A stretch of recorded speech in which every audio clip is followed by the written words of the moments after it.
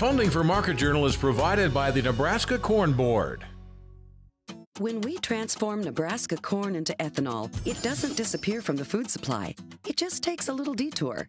Ethanol is made from the starch. The rest of the corn becomes livestock feed to create meat and dairy products, corn oil, sweetener, and other food ingredients, and maybe a little carbon dioxide to make your soft drinks fizzy. Homegrown ethanol helps satisfy America's hunger for energy and the world's appetite for feed and food. Nebraska's family corn farmers, sustaining innovation.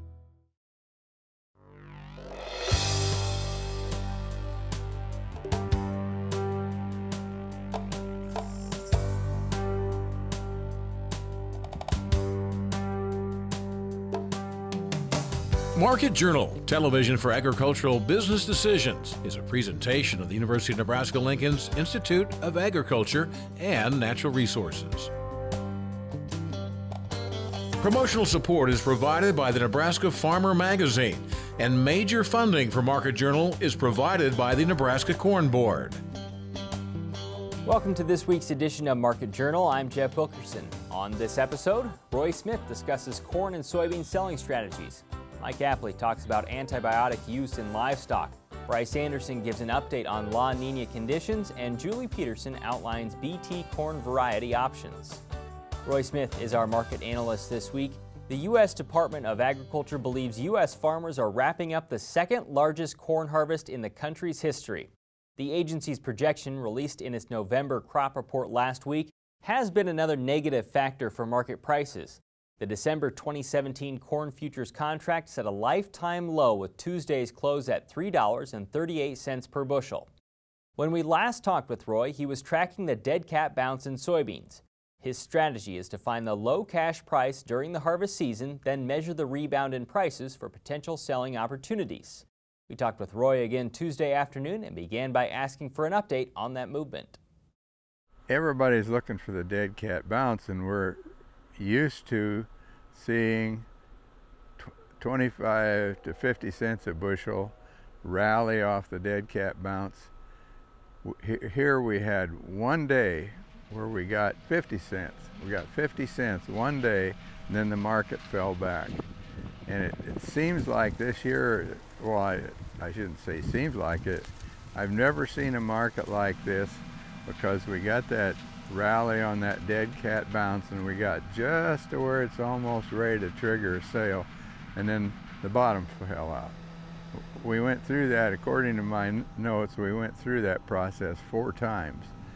And as we speak today, the market's down again, and all I can say is this was a case of really watching the markets close and pulling the trigger when you had the opportunity to maybe avoid some storage costs as opposed to make $1 a bushel.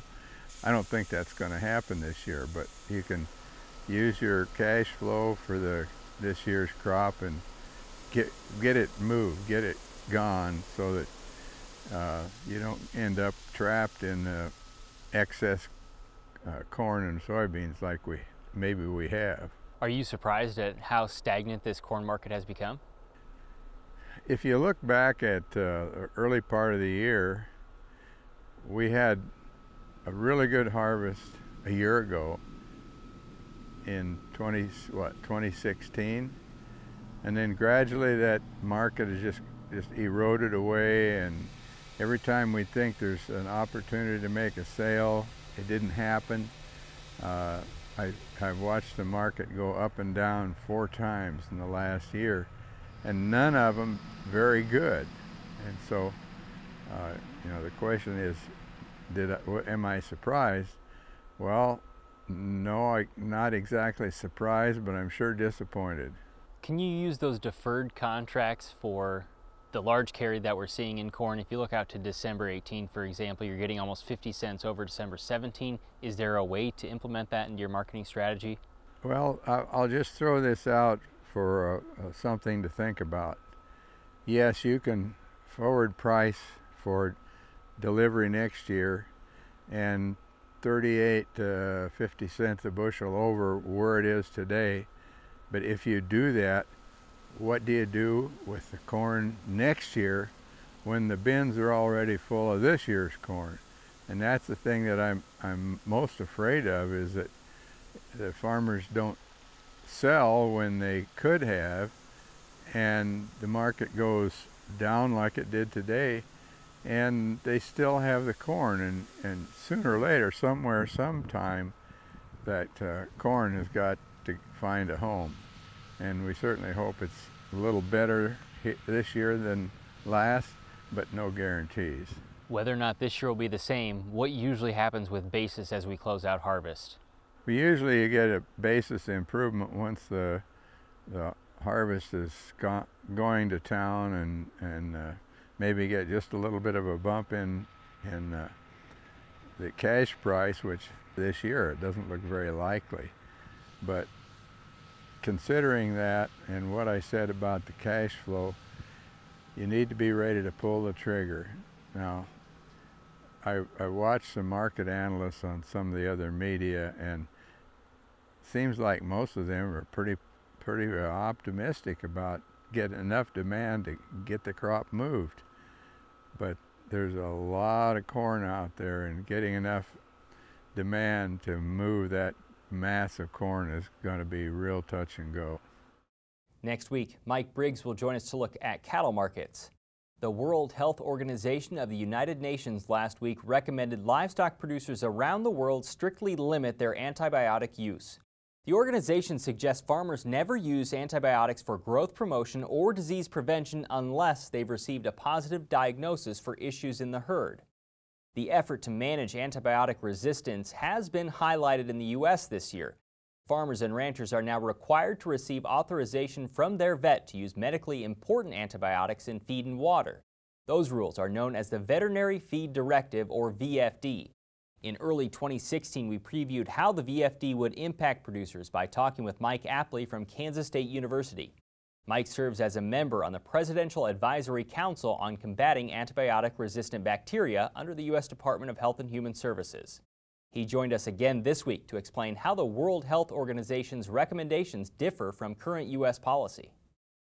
Our current policy in the U.S. is that we are able to use medically important antibiotics in food animals for prevention, control, and treatment.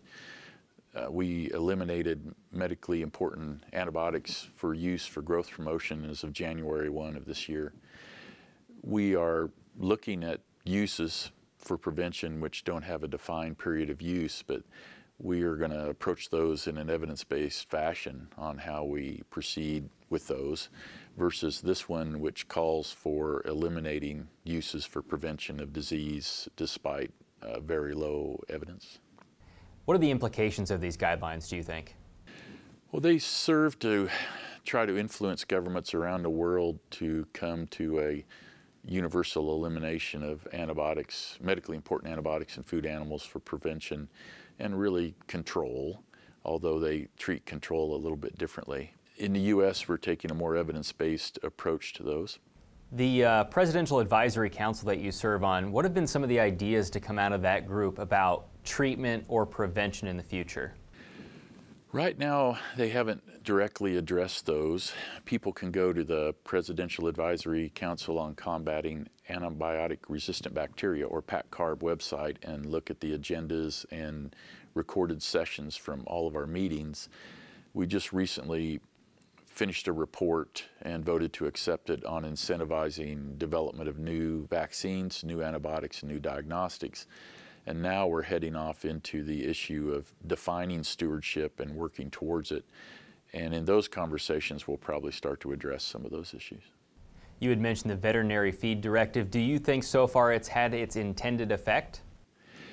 From what I hear in the field, it's had quite an effect. I know it has driven a lot of conversations between veterinarians and clients, some of which hadn't happened before, so that intended consequence has happened. As far as how it has affected sales, we're going to be waiting a couple years for sales data to come through. Those conversations around what? Just how antibiotics are used in general? Yes, and especially in the feed and water, since water all became prescription for medically important antibiotics, and all medically important antibiotics in feed came under the Veterinary Feed Directive. those conversations are now required, and some of them hadn't happened before, so it's been enlightening for everyone involved. I'm sure it's not uncommon for someone in ag to hear someone outside of ag say, why do you need antibiotics? What's the answer to that question? Well, we need antibiotics when it's necessary to address an infectious disease to which the pathogen is susceptible. And I think there's very little debate about the need to treat animals that have a disease. A little more debate about the need to control a disease outbreak in a group of animals where the disease is present. And the highest debate is about when we know a disease is imminent, using it before clinical cases have been observed. And that's the lightning rod right now from both the WHO report and also here in the U.S. Would you give me some background on maybe how someone in ag would use it to prevent the further spread of disease?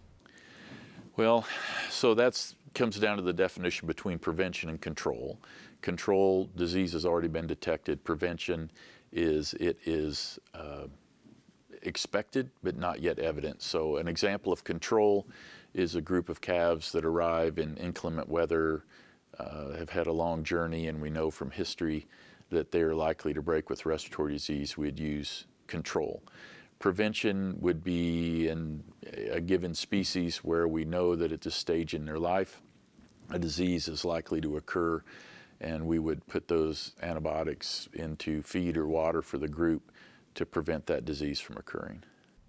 I'll ask you this question to close out with. Do you sense that consumers are growing more wary of ag's use of antibiotics? The conversation has certainly escalated. It's tough for me to separate all the different agendas that are out there.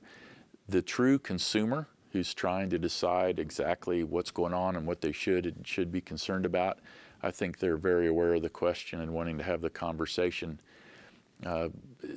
The landscape is inhabited with people who have a serious issue or serious question about antimicrobial use and if it could have an effect on them as consumers, and it's also has some groups that are intent on using this as a way to try to drive animal ag out of business or increase the cost, and those get kind of wrangled up. The difference between social media and the true consumer that's asking questions. So the traffic is much higher than it was even a year ago, and we are attempting to have the conversation about why we do what we do and what we're doing to prevent the need for antibiotics with our consumers.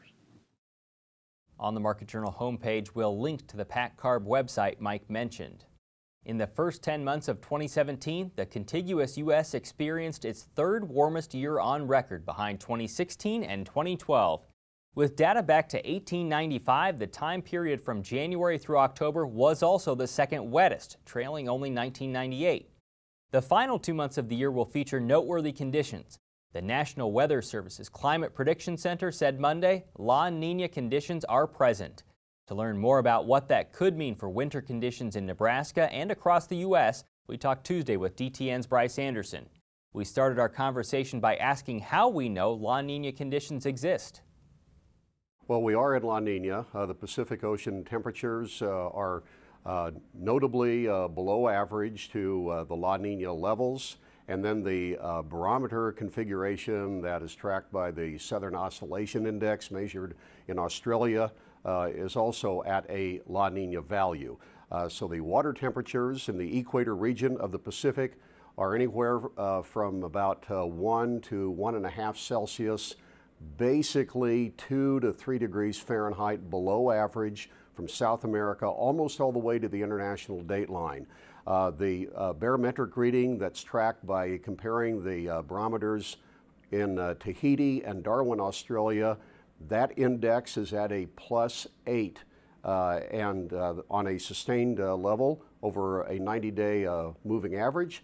So that is a La Niña value as well. This is a weak La Niña we are in right now. Give me a refresher of La Niña conditions, so why this is important. Well, La Niña is important because when La Niña is in effect, as it is now, it can have some potential crop weather complications and crop weather stress, frankly, in South America during the early part of the oncoming year, in this case 2018. And if La Niña were to be in effect during the growing season here in the U.S., it could be a precursor to below trendline yields. And so that's why whenever La Nina happens, the entire ag industry, kind of goes on point and comes to attention. Is it too early to talk about the 2018 growing season here in the U.S.?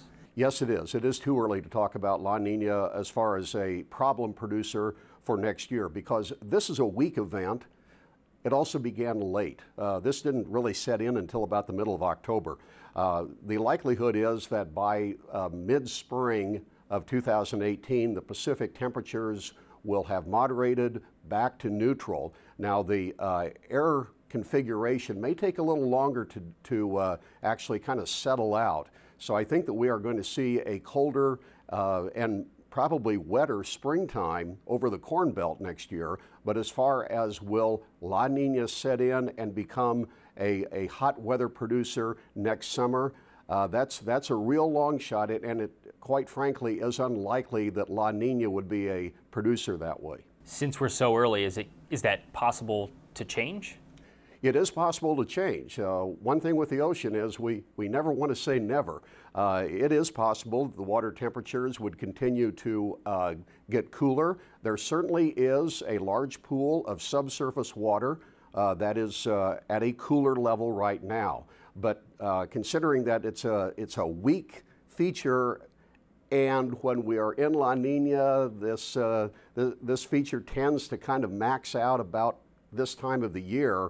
The likelihood that it would continue to really intensify, to stay with us all the way through next year is pretty low. Difference in South America as far as their growing season that's going on now? There could be some crop stress from La Nina, particularly in Argentina. There's a high relationship to La Nina being in effect and Argentina being hotter and drier during the heart of their growing season. There could also be some impact in southern Brazil, not Mato Grosso. The relationship there is pretty weak, but southern Brazil and Argentina could see some dry weather stress with La Nina where it is right now. Is there a point where we learn more? There will be. The Climate Prediction Center keeps track of all of this every week. The Australia Bureau of Meteorology has an update every month. And when we get into the first of the year and start looking at these water temperatures and the pressure features, there will be continued signals as to how intense this feature is becoming. In a few minutes, Nebraska Extension's Al Dutcher will provide his forecast for weather conditions over the next week in Nebraska. The November Nebraska Farmer says with fall harvest coming to a close, farmers can make seed buying decisions for 2018 and seize early seed discounts. This month's issue explains why picking corn and soybean varieties is not only the first management decision you make, but also potentially the most important. You can read more about the key points you may want to consider when looking at options for the next growing season in the November Nebraska Farmer. In our previous episode of Market Journal, we talked about using disease histories to make seed corn selections for 2018.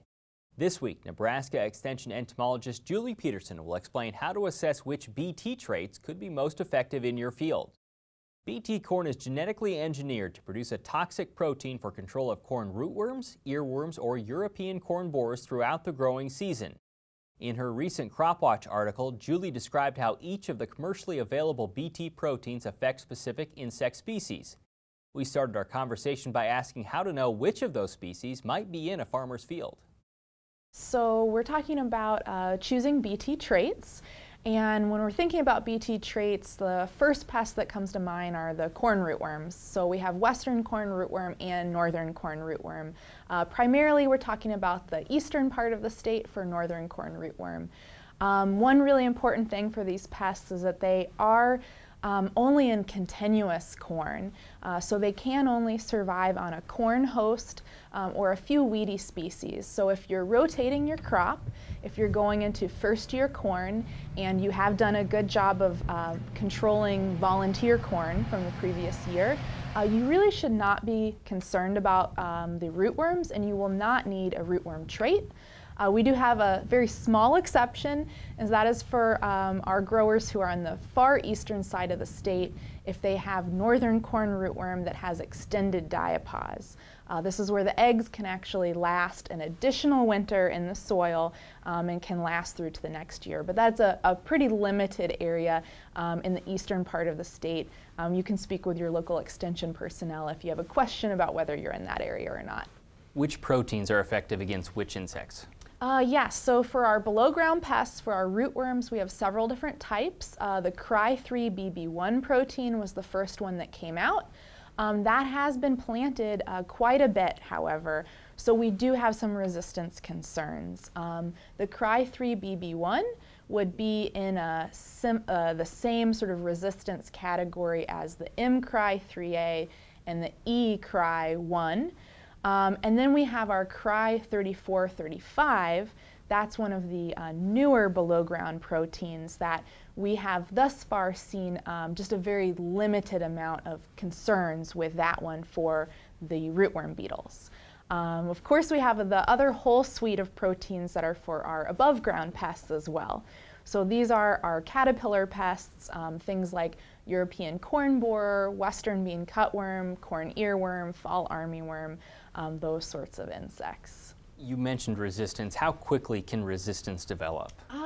Really quite quickly. So our first rootworm proteins came out in 2003.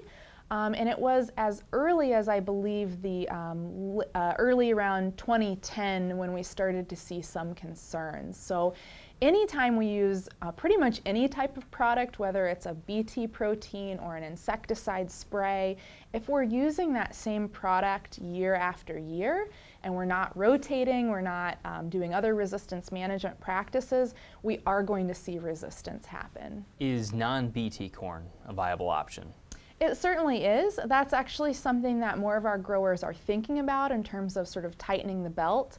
There may be also popcorn producers, white corn producers that might not be an option for them. There absolutely are ways to produce non-BT corn, but it's really going to include a lot more of the IPM practices that are going to be really critical. So a lot of scouting. We do have some good resources in terms of scouting your fields, using economic thresholds, determining when is the best time to treat for things like European corn borer in non-BT fields. How would you prefer growers use these choices of proteins in their overall IPM strategies? Well, definitely we like them to think about using BT traits as just one component of an integrated pest management approach. So crop rotation, scouting, judicious use of at-plant or foliar applications of insecticides, considering biological controls as well. So they're really one very important piece of our management, and we'd like to try to use them in a way that we can keep them as an effective part of our management for as long as possible. Now, with this week's weather forecast, here's Nebraska Extension Ag Climatologist Al Dutcher. Well, folks, here we again for the weekly forecast, and we did see some cool temperatures hold into eastern Nebraska during the first part of the week as we were stuck under the mid-layer cloud cover. We did see the sunshine in western Nebraska, and temperatures responded dramatically. Almost a 15 to 20 degree difference on a couple of the daily highs during the early part of the week from eastern and western Nebraska. But we eventually seen another trough move across the northern plains and scour out a lot of that low-level moisture and allowed to see some sunshine. Of course, we did see some frontal boundary passage during the middle part of the week that brought a little bit of cooler air in. And of course, then we've seen this system that started to bring some moisture into our region last night, and we're continuing to deal with that this morning.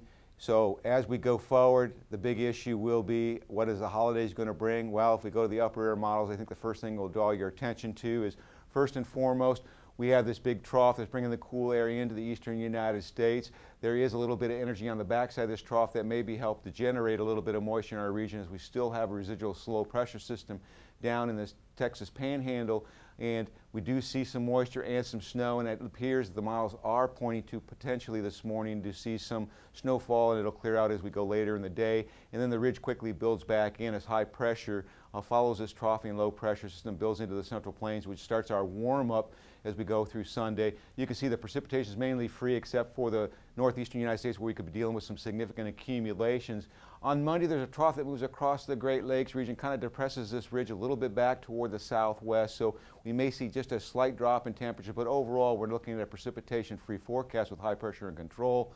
Most of the heavy precipitation in the western United States. And then as we go into Tuesday, we start to see this ridge trying to build back in. The trough tries to deepen, so we're kind of caught between these two. It might be a little bit windy, but with the surface low in the western Dakotas, that should at least allow for a southerly fetch at the surface.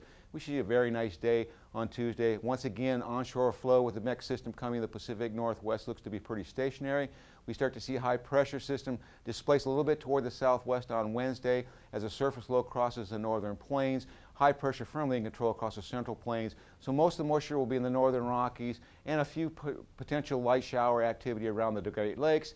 On Thursday, the high pressure system starts to sweep into our region. That should warm us up. We should have a very nice day on Thursday across the state for Thanksgiving. High pressure firmly in control. But the big thing we'll be watching for is a trough that will be coming out of the Pacific Northwest as this moisture shield will start to spread eastward. So quickly moves on Friday into the central United States. Right now, most of the moisture is being kept to the north of us. We have a low pressure that's depicted on the models to the south of us at the surface. That will bring up some moisture. And there are hints of a little bit of precipitation breaking out. We're going to watch this real closely because these are the type of systems that could potentially cause us some problems, get a little bit more moisture than we expect. But for right now, the models are saying just a slight chance of a mix of rain and snow as we go through the day on Friday. Further out, the 8 to 14 day forecast is very aggressive with the heat, and I think this is overdone as there's another storm system moving in that's probably going to leave the top portion of this equation more closer to normal. In terms of precipitation, with that moisture moving in, we'd expect above normal moisture entering into the northwestern high plains region, with drier than normal conditions finally pushing the eastern corn belt. And a quick update on the latest models. They are indicating that the winter might be even colder than was predicted last month. We'll get into that in detail next week. Thanks, Al. Today's interviews are available individually on the Market Journal website and through the Market Journal mobile app. They include information on corn and soybean markets, antibiotic use in ag, La Niña conditions, and BT corn varieties. As always, you can keep up with Market Journal during the week by following us on Instagram, Facebook, and Twitter. Next week, Mike Briggs will be our cattle market analyst, and Dave Aiken will talk about the Environmental Protection Agency's livestock emissions reporting requirements. Until then, thanks for watching. I'm Jeff Wilkerson. We'll see you next week. Join Market Journal online at marketjournal.unl.edu. You can also follow us on Twitter, Instagram, and Facebook. Promotional support is provided by the Nebraska Farmer Magazine, and major funding for Market Journal is provided by the Nebraska Corn Board. Market Journal is produced by the University of Nebraska Lincoln's Institute of Agriculture and Natural Resources.